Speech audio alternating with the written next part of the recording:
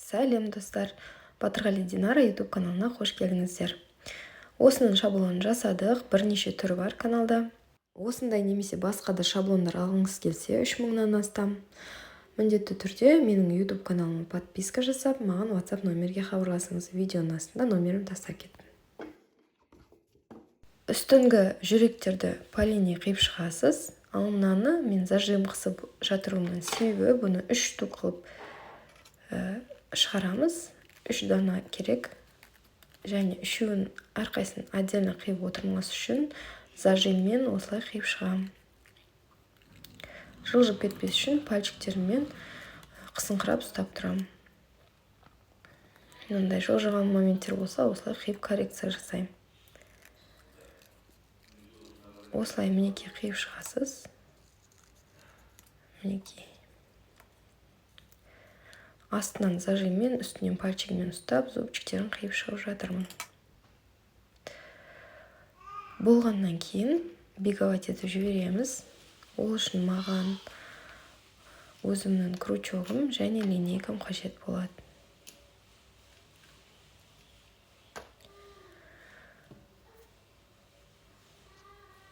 Осымен жазбайтын ручка немесе осындай крючок қолдануыңызға болады.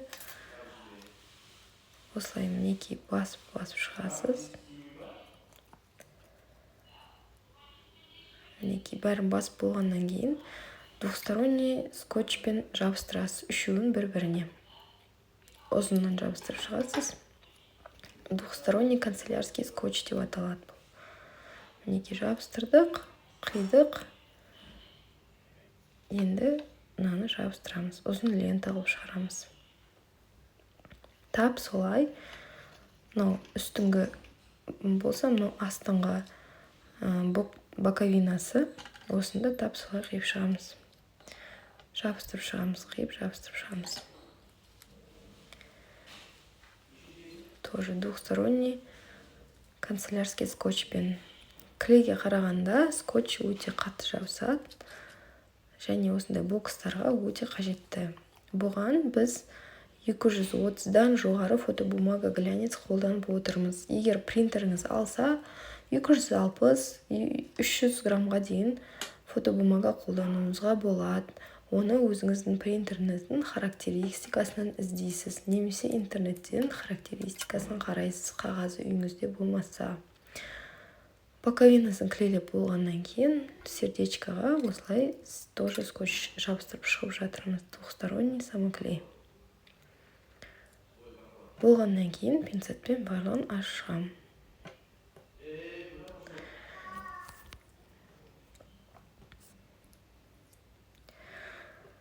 Так, мінекей ашық болып қалдық. Енді осыны мысалға астыңғыға міне боковина деп шаблонның өзінде жазулы. Осылай мына жерінен бастайсыз линиядан. Бұны көзіме жақындатып тұрып мен клейлеймін. Сол кезде менде зубчиктер шықпайды. Мына жерде шамалы астық шығып жатыр. Міне қазір қалай идеале как должно быть көрсетем.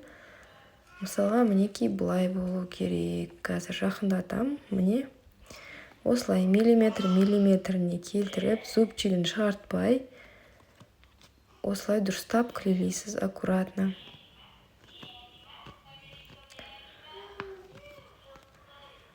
Осылай мінекей. Себебі осы туралы сұрақ көп болды. Осылай менің видеом до конца қарап,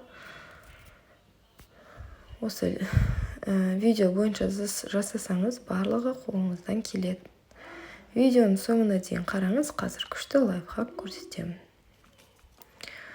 Мінекей болғаннан кейін мына жерін көріп тұрсыз. Менде сәйкес келді, сәйкес келмесе зубчигін қиып жібересіз ортасынан. Мінекей енді мынаны мына жерге жабыстырамыз.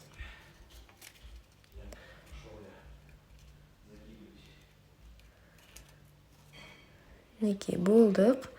Енді мына артық тұрған қағазды көріп тұрсыз. Бұл қағаздың ешқандай қажеті жоқ. Міндетті түрде бұны қиып тастаңыз.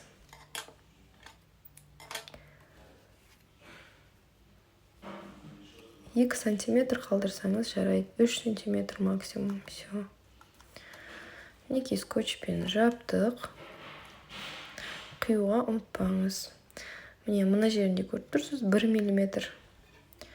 Бұны осылай қиып коррекция жасап жібереміз.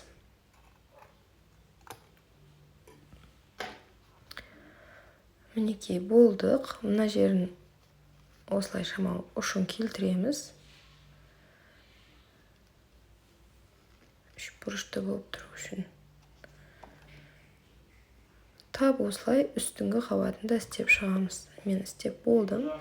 Міне жабылуында проблема жоқ. Қазір специально сіздерге қалай свободно ашылып жабылатынын көрсеткім келеді.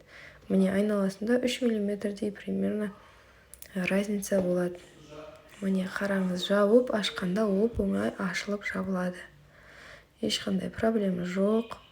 Барлық шаблондардың бірдей біздерде. Сол себепті қорықпай, любой кез келген жасасаңыз, тап осы инструкция бойынша жасасаңыз, сізде жабылу да, ашылу да барлығы жақсы получаться етеді дейсің ғой.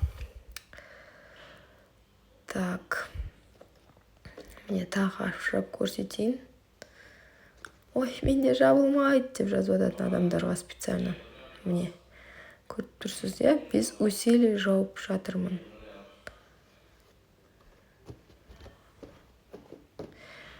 Міне шаблонымыз дайын. Енді сізге обещанный лайфхак. Міндетті түрде мен айтқан стразаларды сатып алып қойыңыз. Мен сізге 3 цвет көрсеттім. Ол ақ, золотистый және серебристый. Осыларды алып қойсаңыз, кез келген затқа келе береді. Самоклей алмаңыз, себебі ол ценасы бойынша қымбатқа шығады. Ал мынандай алсаңыз, бұның бір штугы 2 теңгеге шығады. Және клиентке бұндайлар ұнайды. Довольны болып қалады обычно. Сол себепті кеңес беремін. Лайк қойды, міндетті түрде комментарий жазып кетіңіз. Егер ұнаса шаблон, жақсы, және міндетті түрде қандай шаблон сіздерге көрсетейін, соны жазуды ұмытпаңыз. Мінекей шаблонымыз дайын. Лайфхак ұнады ма?